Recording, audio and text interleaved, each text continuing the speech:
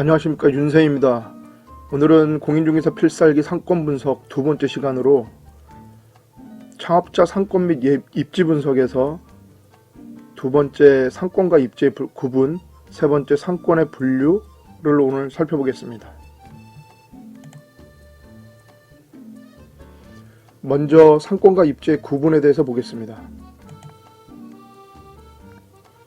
상권과 입지의 구분은 첫 번째는 움직임, 두 번째는 선이나 점, 그 다음에 세 번째는 거시와 미시, 네 번째는 숲과 나무, 이렇게 네 가지로 상권과 입지를 구분할 수 있습니다.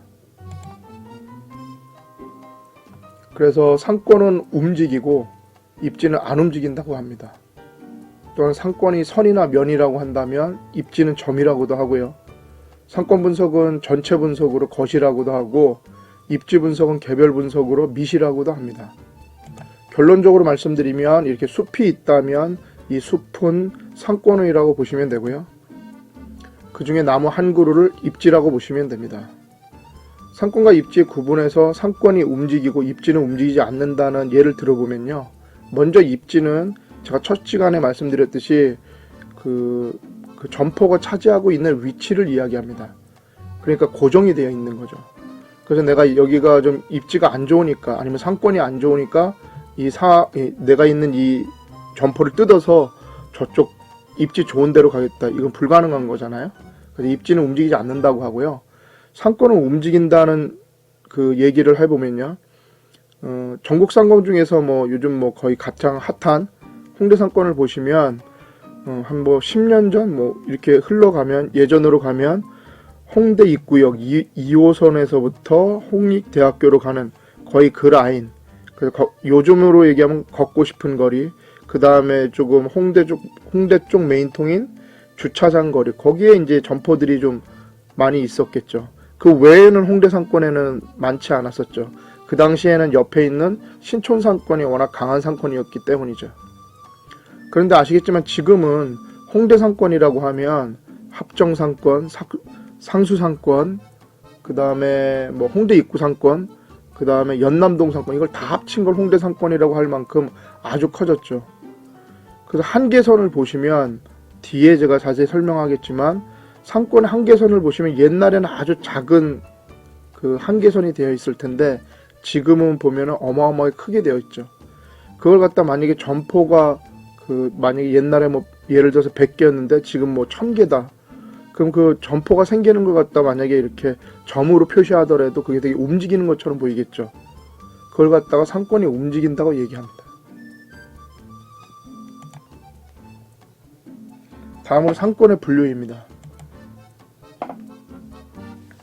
상권의 분류는 또 여러 가지가 있지만 오늘 제가 얘기할 거는 간단한 것 중에서도 가장 유명한 그렇게 구분을 하는 세 가지를 한번 살펴보려고 합니다.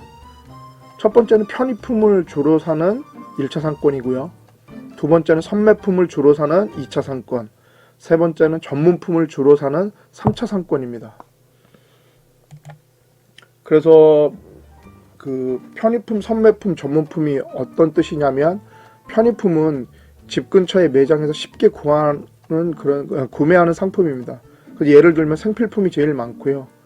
선매품은 고객이 상품의 가격이나 스타일 등을 여러 상점을 통해서 비교한 후 구매하는 상품입니다. 그래서 예를 들자면 여성 의류나 보석류 등이 있습니다. 전문품은 고객이 특수한 매력을 찾으려는 상품으로 예를 들어서 카메라를 많이 예를 듭니다. 그래서 남대문 시장 쪽에 가면은 카메라를 하는 점포들이 좀 여러 개가 있는데요. 거기는 전국에서입니다. 전국에서.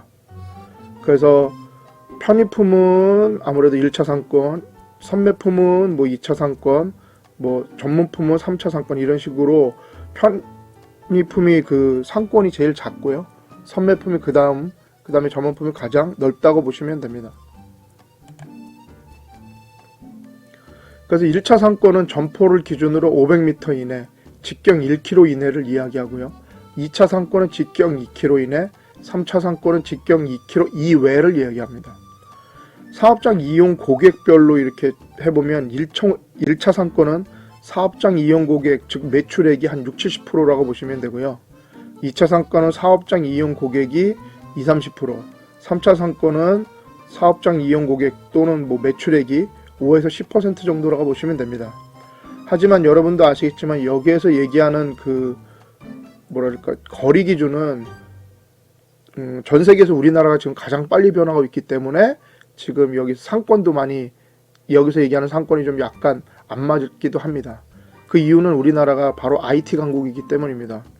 아시겠지만 인터넷이나 휴대폰을 통해서 만만 있다면, 독특하다면 아무리 멀어도 찾아가는 게 되게 많아졌죠.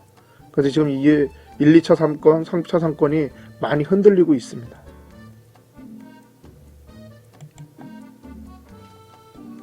상권의 분류를 제대로 알려면 제가 첫 시간에도 말씀드렸는데요.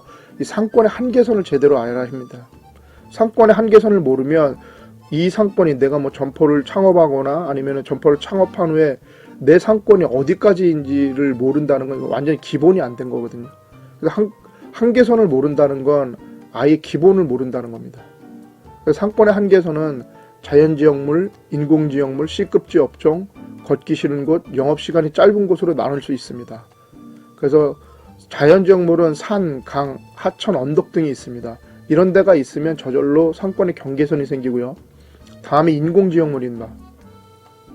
4차선 이상의 도로, 철로, 뚝, 공원 등이 있으면 상권이 단절된다고 봅니다. 하지만 여기에서 약간 흔들리고 있는 건 4차선 이상의 도로입니다. 상권이 어마어마하게 강한 상권에서는 4차선 이상의 도로가 상권의 경계선이 되지 않습니다.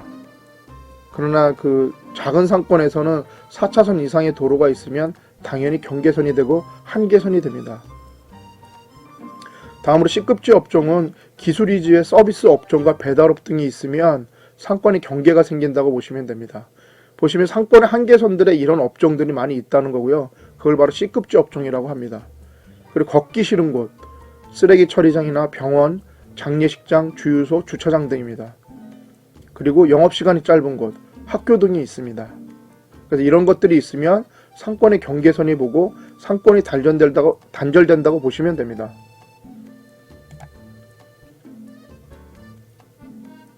끝까지 봐주셔서 감사합니다. 다음 강의는 입지 분류, 창업 시 상권 및 입지 선정 방법입니다. 여러분, 건강과 미소는 돈 안 드는 최고의 마케팅입니다. 감사합니다.